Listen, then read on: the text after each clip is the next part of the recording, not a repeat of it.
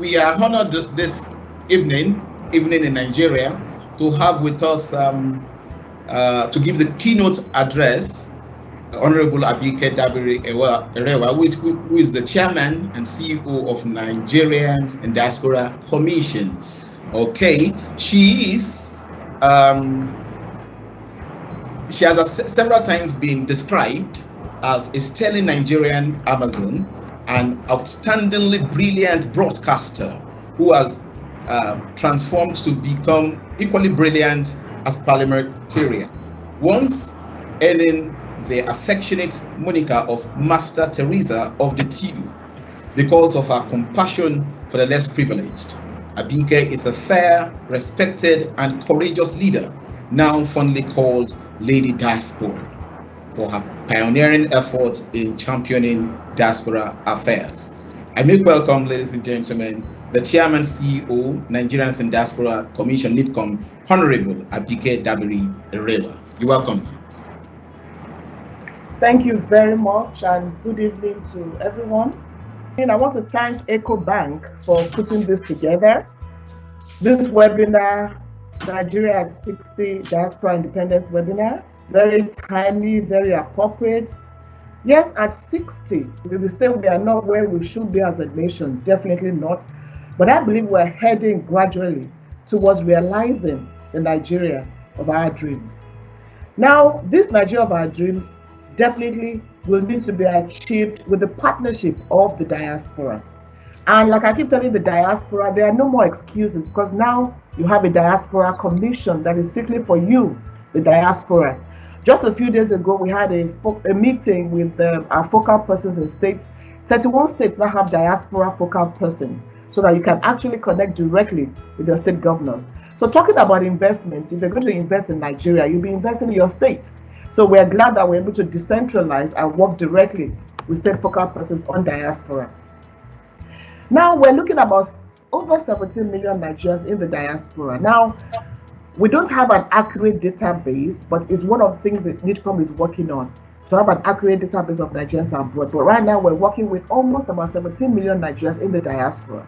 And I believe that if we do a survey in the African region alone, even in West African region alone, I believe that this number will be child's play compared to what I think we have even in Africa alone, where Ecobank has, a lot of presence on the African region.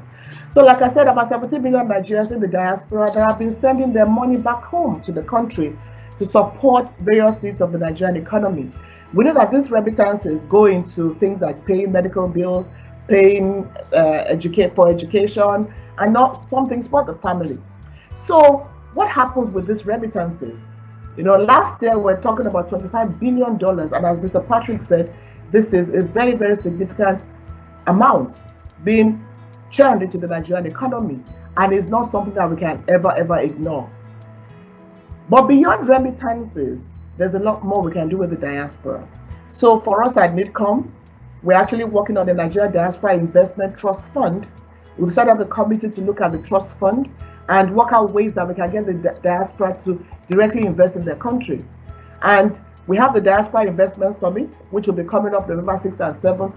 Last year, over 300 companies from the diaspora participated to see areas they can invest in the country. And I'm glad to say that a lot of them are invested in agriculture, medical business, education, and the food business. So we hope to continue to encourage Nigerians in the diaspora. Government needs to put in place some policies that will make it easier for the Nigerian in the diaspora, basically for investors.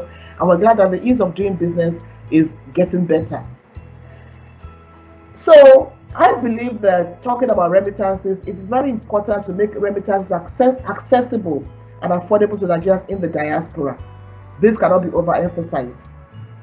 It's very important that we must ensure access to remittance services in most African countries where Nigeria shares little or none with them in terms of banking services, as well as many non-English speaking countries. And I want to thank Ecobank for doing that in that regard. So how do you make sure that these remittance services cover a lot of African countries where even we don't even speak the same language?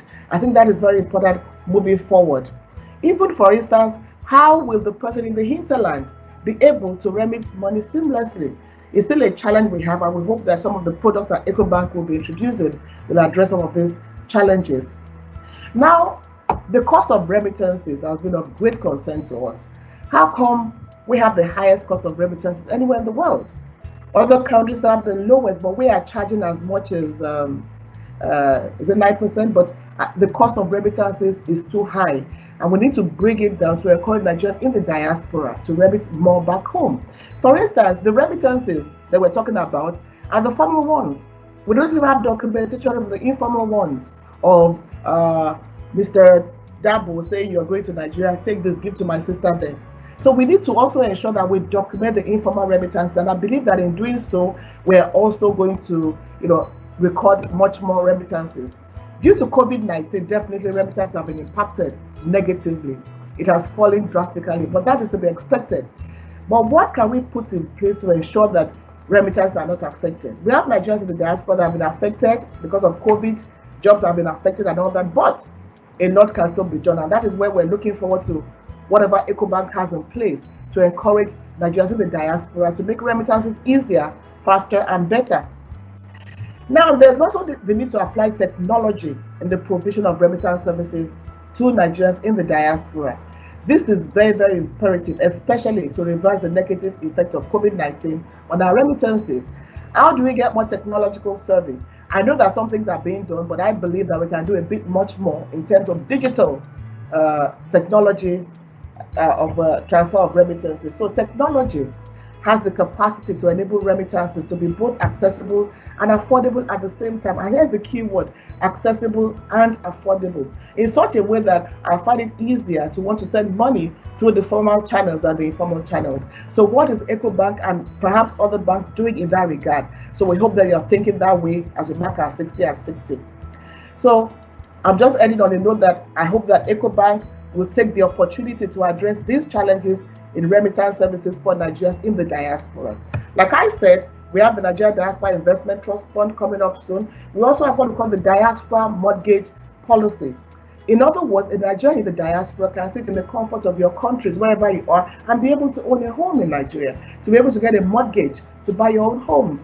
We know that one of the challenges is having a third party who a lot of times end up duping Nigerians want to own homes. So we're working with the Federal Mortgage Bank of Nigeria to see how this will be possible. That program will be introduced very, very, very soon. And then we have other programs for the diaspora. There's a diaspora policy that hopefully, if rectified by the Federal Executive Council, will change the way we engage the diaspora very, very, very, very positively. We also have a lot of programs that will encourage diaspora investments, diaspora remittances, diaspora engagement with their home country, Nigeria.